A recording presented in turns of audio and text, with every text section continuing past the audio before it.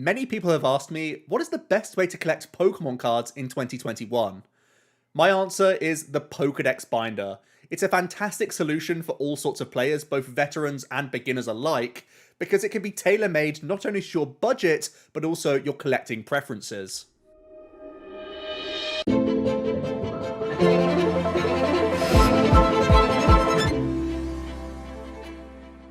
How's it going, everyone? It is Joe here from Silphco Consultancy, and today we're going to be exploring the Pokedex Binder, what it is, and how you can start making one yourselves.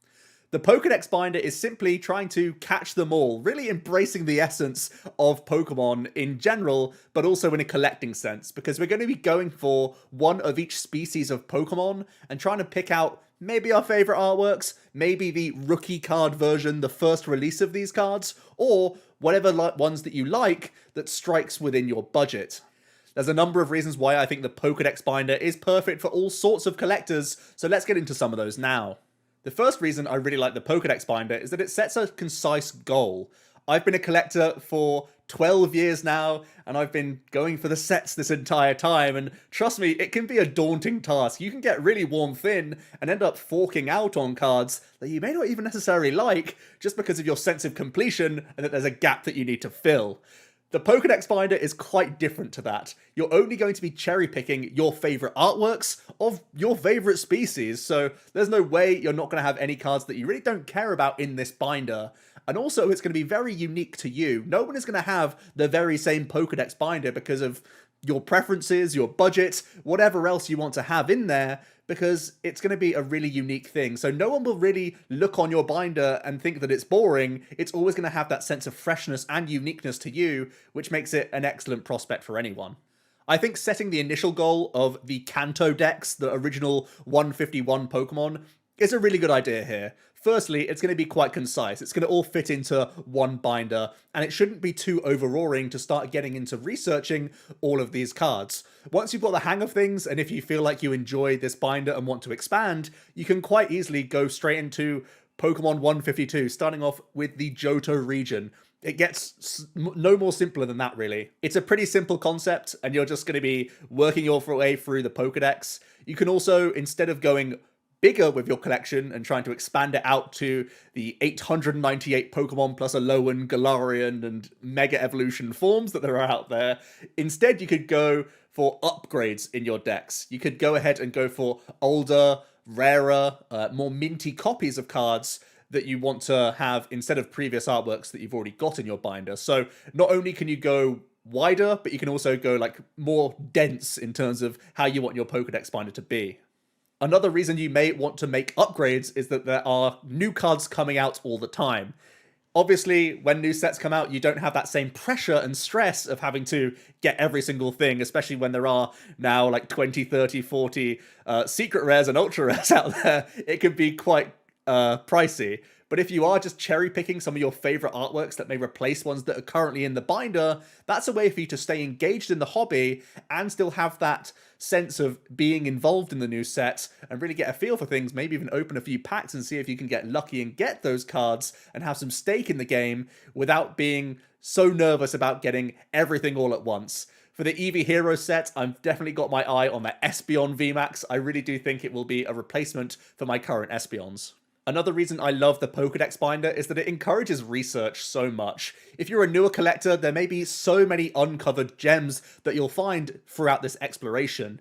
There's not only English set cards out there, there are Japanese exclusive artworks, there's tons of promotional cards that are outside of the sets themselves, and there's even non-TCG cards to explore. Some of my favourite artworks come from the Bandai Cardass set from 1997 in Japan, and others come from the Topps Chrome series, where you can get some awesome refractor-style artworks as well. So there's all sorts out there, you just need to go and explore. And if you're going down the rabbit hole, there is a rich history of Pokemon here. You'll discover all of your wants and needs as a collector. What do you keep going towards? What cards do you keep wanting to fill your Pokedex binder with? That can then give you great insight into what other collection goals you may set in the future.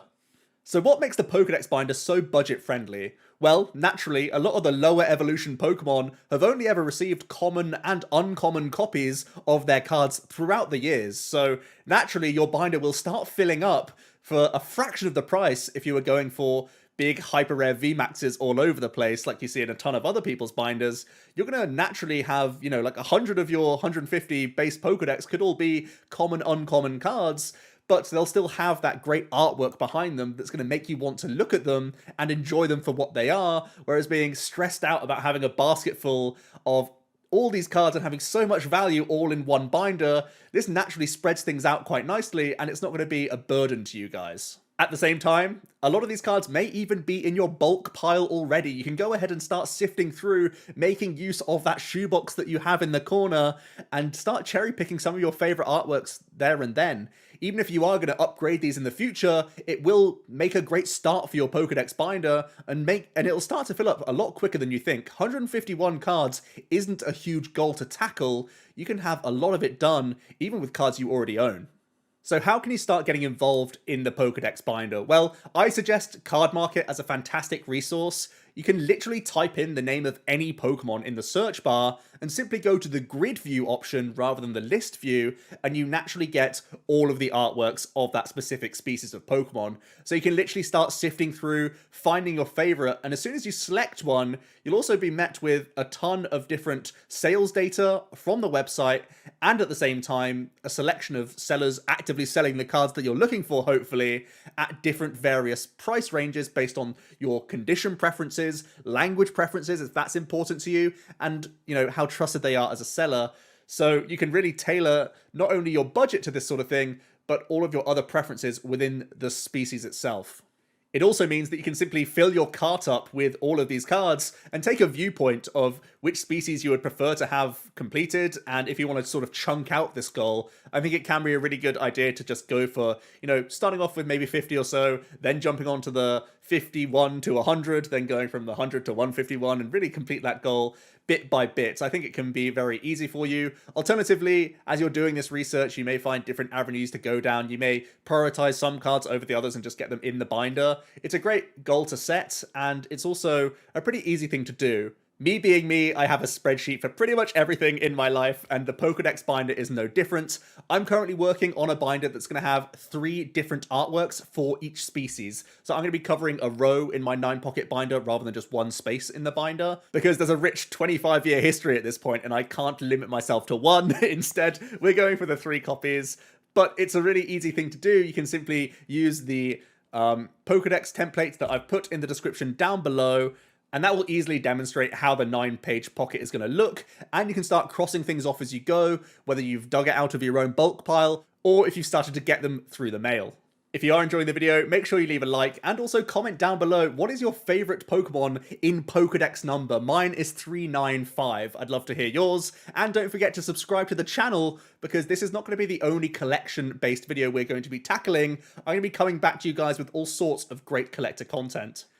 Thanks so much for watching. Let me know if you enjoyed today's video, and if you are going to start off a Pokedex binder, let me know what you're going to do down below. Are you just going to do a Kanto Dex? Are you going to go all the way with a huge monster goal? I'd love to hear your thoughts. Let me know if you've ever thought about this before, or if it's a brand new concept to you. And also let me know if you have any other great collector concepts, if you're a new player or a veteran alike.